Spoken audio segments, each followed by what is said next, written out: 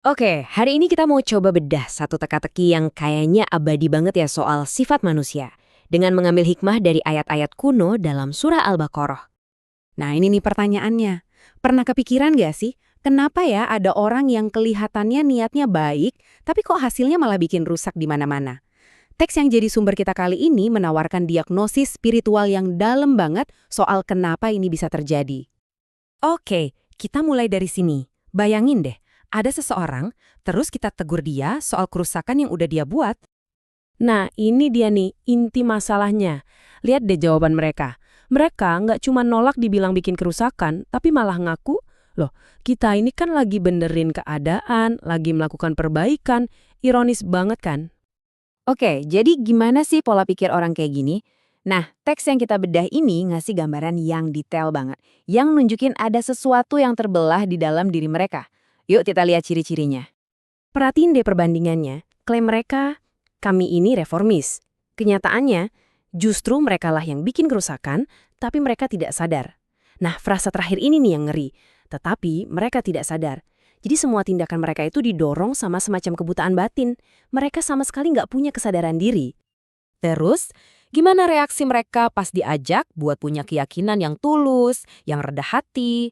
Jawabannya itu nyepelein banget. Seakan-akan mereka bilang, masa kita harus percaya sama kayak orang-orang bodoh itu? Buat mereka, keimanan yang tulus itu kelihatan nggak keren, nggak canggih.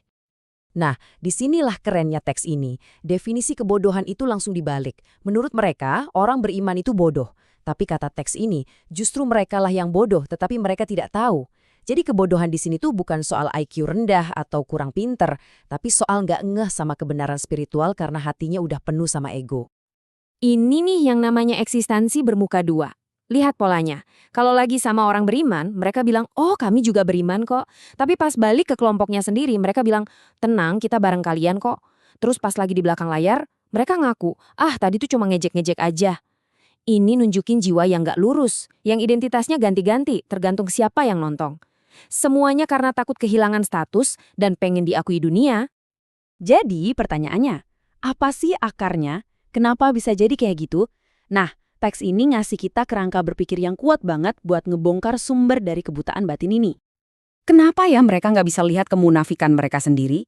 Jawabannya menurut teks ini ada di keterputusan yang dalam banget antara apa yang kelihatan di luar sama apa yang sebenarnya ada di dalam. Oke, jadi ada dua konsep penting di sini, syariat dan hakikat.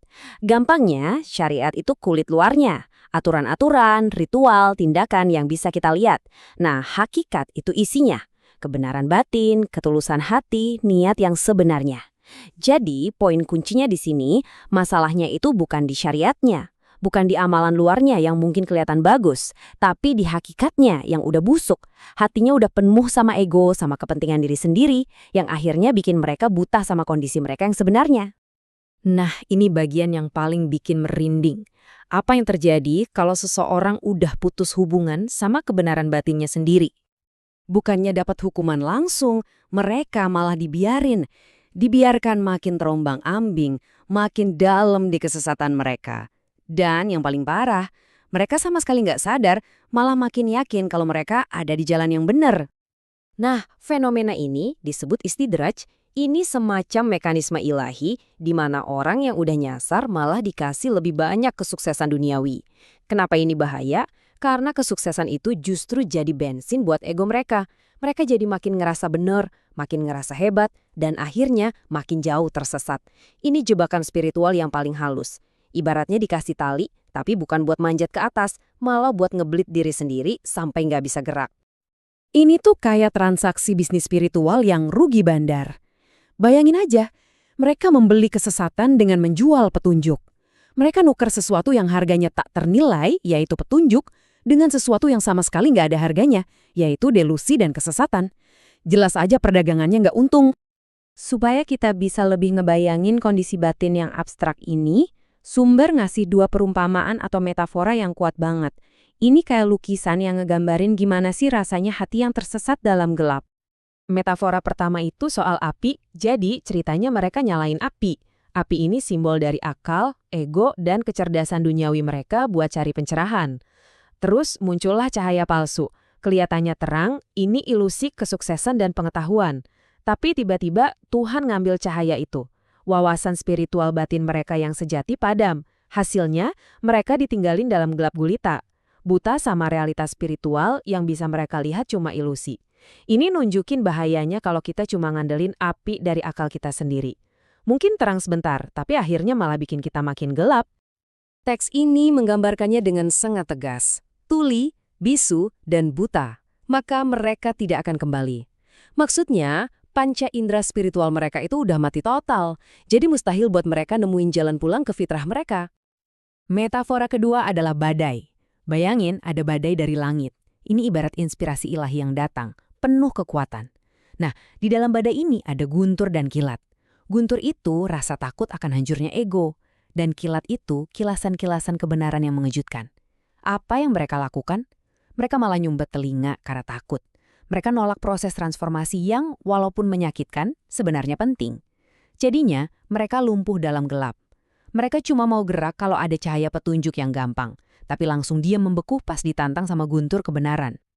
Oke, jadi apa yang bisa kita ambil dari semua ini? Pertama, kerusakan terbesar itu mulainya dari dalam hati. Kedua, penipuan diri itu paling subur pas kita lagi ngerasa paling benar.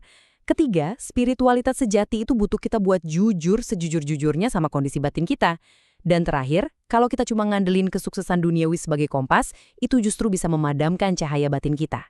Intinya, ini peringatan keras soal betapa liciknya ego kita yang bisa nyamar jadi kebaikan. Pada akhirnya, teks kuno ini bukan cuma cerita tentang mereka atau orang lain, ini sebenarnya kayak cermin yang disodorin ke depan muka kita. Makanya, pertanyaan terakhirnya jadi sangat personal dan abadi. Ilusi apa ya yang mungkin masih kita pegang erat-erat di dalam hati kita sendiri?